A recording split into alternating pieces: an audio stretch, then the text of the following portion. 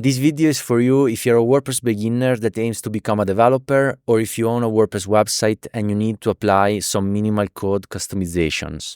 As an example, we're going to use a super simple WordPress blog I'm building for Coffee Radar, one of my side projects.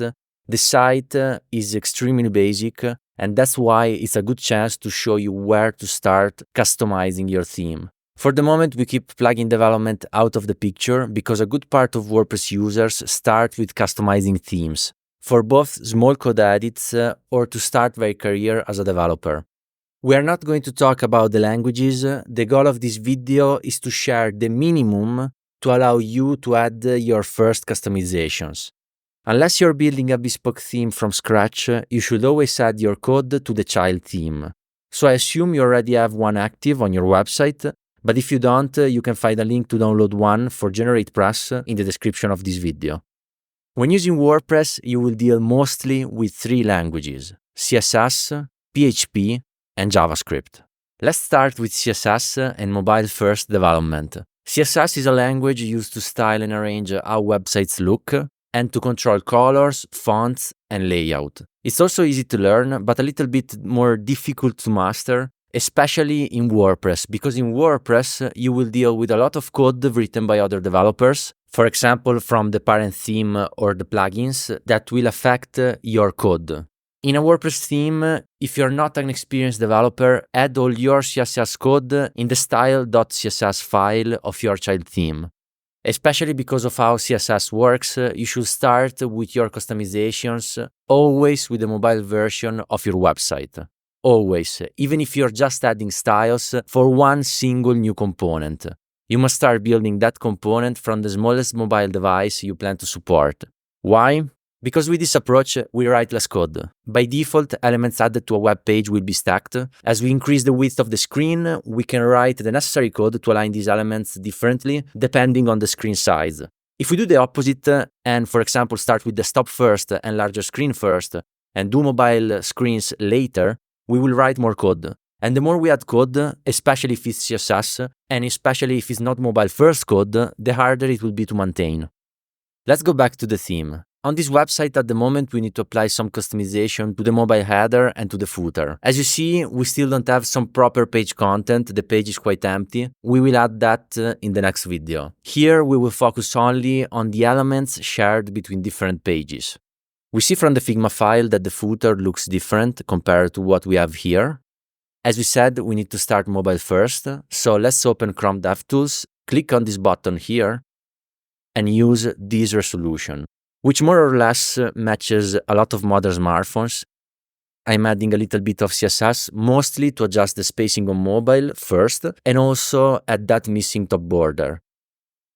Then we can start increasing the width of the screen, and adding media queries, which in brief allows us to target the right screen sizes and apply new rules. These are the selectors to choose which items we want to customize, and these are the rules we want to apply to these elements. Now that you know where to add the CSS, let's switch to PHP. In WordPress, we use PHP mainly for two things: creating new functionality and building the structure of templates or blocks or components. In other words, PHP in WordPress is incredibly important. If you want to become a developer and you want to work with WordPress, learning this language is fundamental because with this you can build your own custom themes and plugins. And you can create almost anything you can imagine in terms of features. And this is also the language that makes WordPress work behind the scenes, handling tasks like storing data, managing users, and making the website respond to actions. Similar to style.css, in themes, we also have a main file for your PHP code, functions.php. In larger projects, of course, this file may end up with thousands and thousands of lines, and in that case, often the code will be organized in a variety of files in the theme folder. But of course, if your child theme is particularly simple, probably you will keep all your PHP code in this file. In this project, we need PHP to do something extremely simple, which is removing the bottom footer that the free version of GeneratePress adds by default. The premium version lets you customize the footer with the customizer. However, the free version doesn't, so one way to remove it is to open functions.php and add the following. We create a function, and in that function, we remove the action that adds the bottom footer in the generate press parent theme. And then we add this new function with add action to a WordPress hook. I think this is a good example to start with because, as you can see, you can add functions from your theme or even from your plugins to also remove elements that you don't need from your website.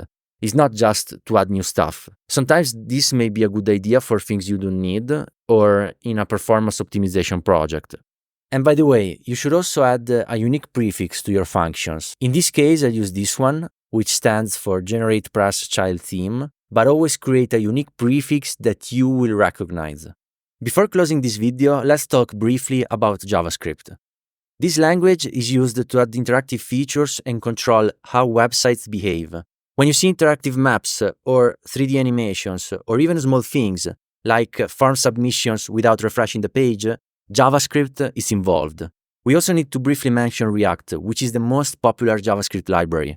React, in general, has nothing to do with WordPress, it's just another technology used to build apps and websites. But the Gutenberg editor is built with this library. So if you want to create your own Gutenberg blocks, you can either use React to do it, or if you use a plugin like Advanced Custom Fields, you can skip React and build them with PHP. But that's just because the plugin takes care of the React part for you. Anyway, where do we add our JavaScript code in a theme? We don't have a specific starter file like we have for CSS and PHP, and just like these two, the way to add JavaScript depends on the amount of code. If we don't have many lines of code, often we can add it all in one file. If we have a lot of JS code that takes care of separate elements or separate functionality, then I suggest organizing that in separate files and folders. To include .js files, we need to use a specific function and hook provided by WordPress. We add a function with WP and Q script, where we specify the handle/name of this script, the path to the file, possible dependencies, meaning other scripts that this file may need to work, the version of the file, and finally, we can set true if we want to include this file to the footer at the end of the page, or we can set it to false to add our script at the top of the page. And then we just append this new function to the WP and Q scripts hook. I also wanted to show you quickly how dependencies work.